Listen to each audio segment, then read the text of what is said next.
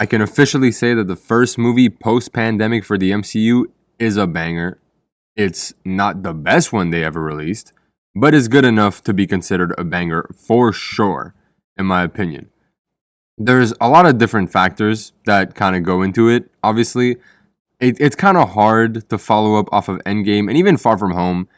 Although I know people had their mixed opinions about Far From Home, I did enjoy Far From Home, but even I could admit that Far From Home after Endgame, it's like it's really hard to follow that up, and I feel like Black Widow also suffers from that in a certain way because even the shows that have been releasing, like in between, Far From Home and Black Widow, like they've been super hype, building up to some crazy shit. Like without going into too many spoilers, like if y'all watch Loki, that shit is crazy. And then you watch Black Widow and you're like, wow, well, I mean, it's not the craziest shit ever. It's cool, but it doesn't even begin to compare to all the multiversal bullshit that they're pulling in all these other shows.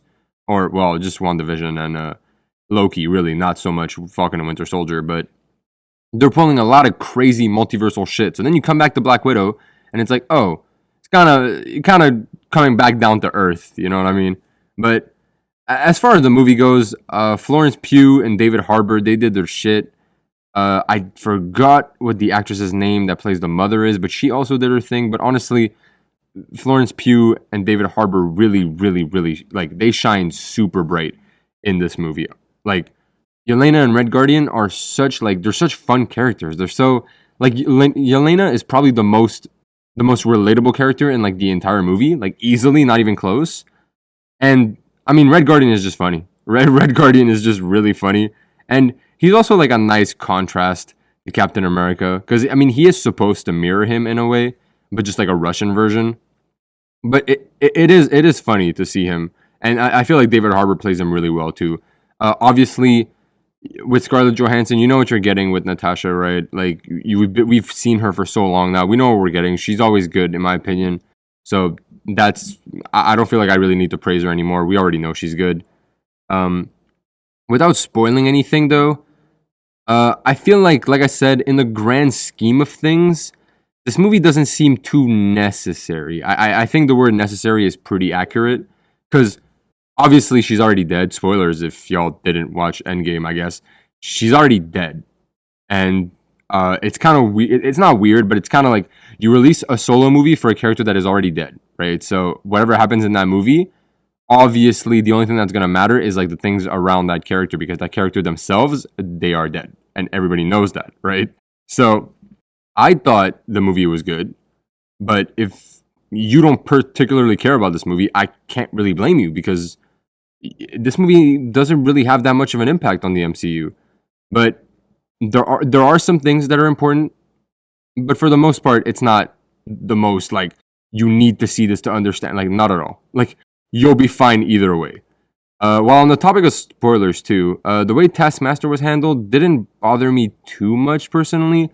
I could totally see though how like a Taskmaster stand would be upset, but I don't know. It made sense in the context of the movie, and I'm sure they just wanted a recognizable name for the villain.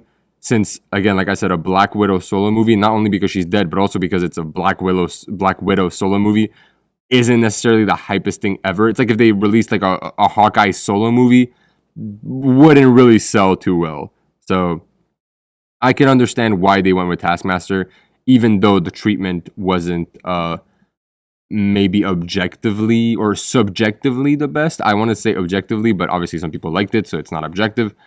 I'd say it's very hit or miss. You're either gonna like it or you're gonna hate it. I feel like there's no in between. Um, However, they did manage to make the movie interesting, other than like some little things here or there, the like story aspects that maybe people didn't like. I feel like the movie was very entertaining. The set pieces for each of the big battles were interesting. There was like three or four, I think. Those were for sure interesting. And I also like that they didn't take themselves too seriously. Like in the trailer, I'm sure most people saw the scene where they're like kind of falling from the sky and stuff. Like it's cool. It's silly. It looks silly, but it's cool. Honestly, when you're in the moment, it looks actually fire. And also, I don't know if it was just me, but I had the impression that like they were hitting really hard in this movie. Like they were sending each other flying, fucking kicking and punching each other super fucking hard. That fight scene between Black Widow and Yelena, like in the apartment, like they're just fucking ragdolling around and stuff. I didn't mind it. It was funny, but it just caught me by surprise sometimes. But it definitely wasn't like a bad point. It was just more funny than anything. If I had to give this a grade, I think easily I would give this a B plus. Again, not the best the MCU has to offer, but certainly a fun movie that I think everybody should go see because I feel like there's a lot of people who don't necessarily feel like they have to see this or don't necessarily care for it because it's Black Widow. But I feel like it'd be a shame to miss out on this movie just because you have like these preconceived notions. Just give it a try. It's fire. It's fire.